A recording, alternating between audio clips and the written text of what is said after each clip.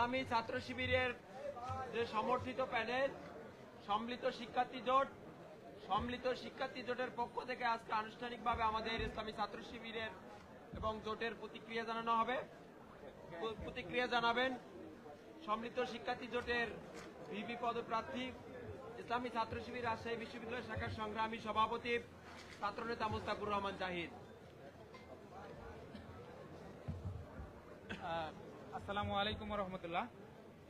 সবাইকে দুঃখ প্রকাশ করছি, আপনারা অনেক কষ্ট করে দীর্ঘক্ষণ ধরে এখানে আসেন। আপনারা দেখতে পাচ্ছেন আমরা যে আন্দোলন করেছিলাম সেটার জন্য আমরা আপনাদের প্রেস ব্রিফিং করছি। আশা করি সংক্ষিপ্ত সময়ে শেষ হবে ইনশাআল্লাহ।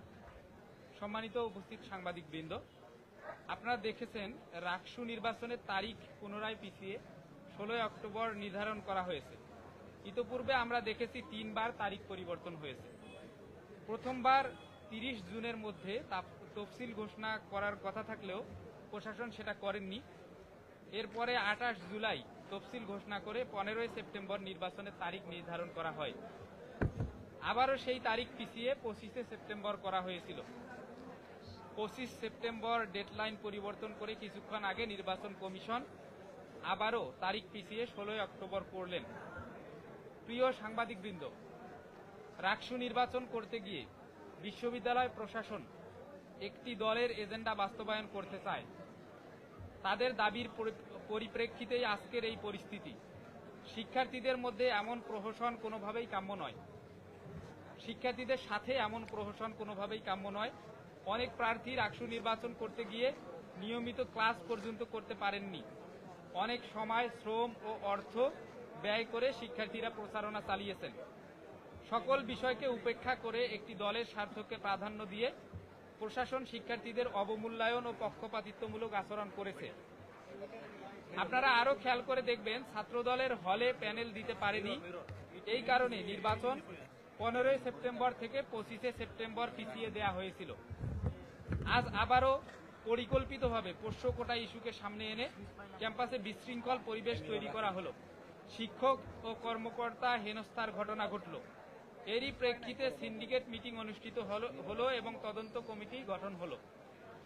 কিন্তু অবাক করার বিষয় এই যে সকল বিষয় উপেক্ষা করে শিক্ষক কর্মকর্তা হেনস্থাকে সামনে এনে ক্যাম্পাসে কর্মবিরতি ঘোষণা করা হলো।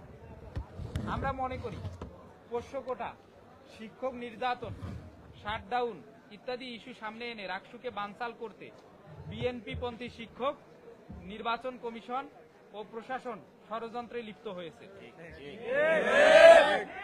ইতোপূর্বে আপনারা দেখেছেন ডাকসু ও জাকসুতে বিএনপি ও ছাত্রদল নির্বাচনকে বানচাল ও ফলাফলকে প্রশ্নবিদ্ধ করতে নানাবিধ ষড়যন্ত্রে লিপ্ত হয়েছিল। এখানেও জাতীয়তাবাদী শিক্ষক ফোরামের দলীয় সিদ্ধান্তে আবারও রাকসু নির্বাচন পিছিয়ে গেল। তাই আমরা সাধারণ শিক্ষার্থীদের ন্যায্য অধিকার রাকসু নির্বাচন বানচালের মাধ্যমে শিক্ষার্থীদের অধিকার হরণের হীন প্রচেষ্টার তীব্র নিন্দা ও প্রতিবাদ জানাচ্ছি। আমরা দেখলাম ছাত্রদল ও বাম সংগঠনগুলো প্রথমে স্লোগান দিলেন, সিন্ডিকেটের কালো হাত ভেঙে দাও, গুড়িয়ে দাও, 25 তারিখ রাকসু দিতেই হবে, দিতেই হবে। একটু পরেই আবার খোলস পাল্টিয়ে সেই ছাত্রদলই স্লোগান দিল, 16 তারিখ রাকসু, জিতেছে রে জিতেছে, শিক্ষার্থীরা জিতেছে, পালাইছে রে পালাইছে, জামাত শিবির পালাইছে।